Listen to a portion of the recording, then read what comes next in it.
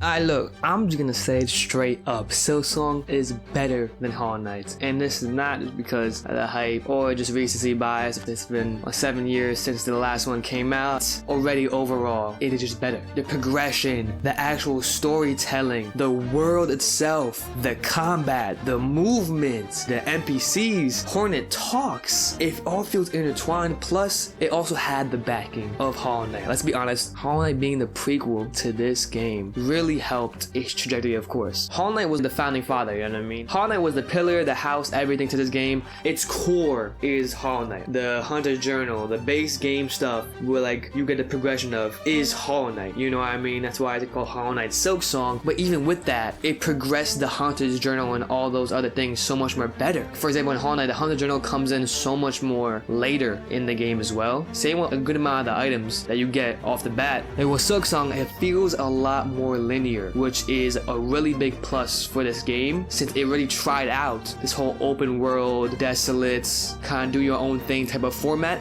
Now it's going for like a linear-ish open world. It meshes the two together now. It holds a compass to the regular Hollow Knight open world, how it rewards you so well whenever you find secrets or something like that. And I love that about this game. The progression is so much better in this game than it is in Hollow Knight. It feels way more thought out. It feels way more authentic. I feel like I could just understand it a lot more easier. My playthrough of it felt really nice and smooth. Of course, the one thing people say is harder in this game, which is by merit it is because of how many hits enemies take and how much damage the bosses do to the character. Yes, that's putting a factor. I feel like that's not even a criticism. It's more just like, I don't know, like a skill check. Like, I don't really give a fuck about difficulty. I'm actually, honestly, I'm not having too much of a problem with it, if I'm being fully honest with you. That's just me though. I love how the context of Hollow Knight beforehand ties into this game as well, and it really works out for fans who just know a little bit about the lore, not even that much. It still really works out, especially with, you know, Hornet's past. I'm not gonna get into details because I'm not gonna spoil it. It's still very new. I'm not gonna be into that shit, you know. I'm not gonna do that to you. Yeah, it's enemies. It's just so much more vast. It's a lot more dynamic. The amount of different mobs, the different looking mobs is really cool as well, in these different little areas. I haven't even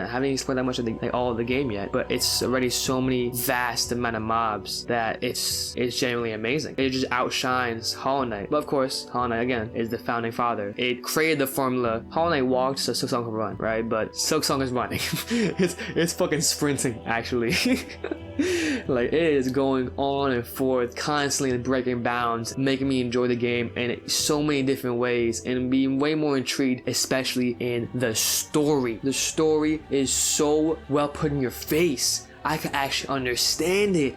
I don't need to be in lore videos and I could just understand it through my playthrough. It feels so nice. Obviously, there's, you know, the small details and there's little bits of lore that I haven't even gotten to yet, and there's so many cinematic stuff where it could like tie into the context of certain things, which of course these other YouTubers are gonna go really in depth with it. I'm of course enjoy my ass off watching those videos. I feel like I could go along with the story, and the reason why I can go along with the story is because Hornet talks. She constantly just talks to NPCs and has this like kind of like inviting voice. She's very open to these NPCs, like, oh, I didn't mean to wake you, I didn't mean to do this and that. Like, she is still kind-hearted and she has these personalities. She's kind-hearted, but she's also stern. When she talks, of course, she gives context about where she's from and like who she is. So the more you hear about that, the more you just automatically learn about herself, the story, why she's here, why the people are going after her here. It's amazing. The side quest system is also great. I love how I can see the side quests. I don't need to be constantly going back to the shopkeeper. For example, when I'm getting my charms, I go back to the shopkeeper every single time when I think I have enough charms for a charm notch. In reality, I don't. I just wasted all that time going to that area. With this game, it doesn't do that to you. It shows you the side quests in a different column when you hit up the menu, and it's really simple. I like it a lot. It's really simple, and it low-key looks really nice. The crests look actually pretty fucking nice, and I actually enjoy looking at the crests and the different crests. But that's just me being a fucking nerd, I'm not gonna lie. The town's so much more alive, the NPCs are so fucking funny, and they're so music based. That's the one thing with Hollow Knight in the base game. It was low-key very music based. The people always kind of like singing in a way and all that stuff, but with Silksong they really put that on its head. They really like put it out there. The whole music thing, there's always bells, people always clanging like bells together and making these noises with their voices, like the map girl, and like always very music based with all these, basically almost every single NPC almost like 70% of the NPC is somehow related a little bit into the music. It's somehow confined with music, and it's really appealing. It's really on the subject, Silksong, you know. Whenever you open up a stagway, it does this little and I'm like, damn, that shit fucking flames. You know what I mean? That shit make my fucking spine tingle. I'm just like, you know what I mean? I fucking love that shit. Whenever I open up a stagway, I'm just like, fuck yeah, I need that. I need that in my life. Again, that's just me being a fucking nerd. I love the names of the NPCs as well. I thought it's very underrated. Like Gorbin and Zaza. I think that's the name Gorbin. I don't know. I love the name Zaza.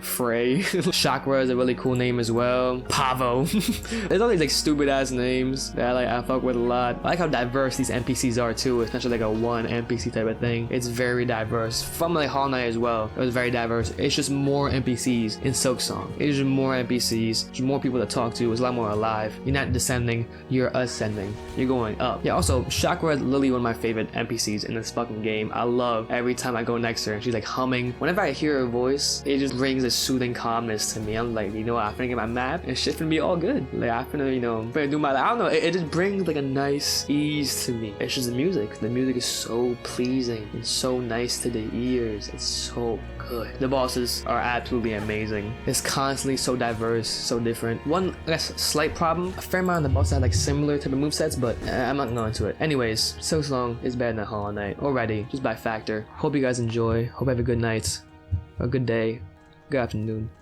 and I'll see you next time. Peace.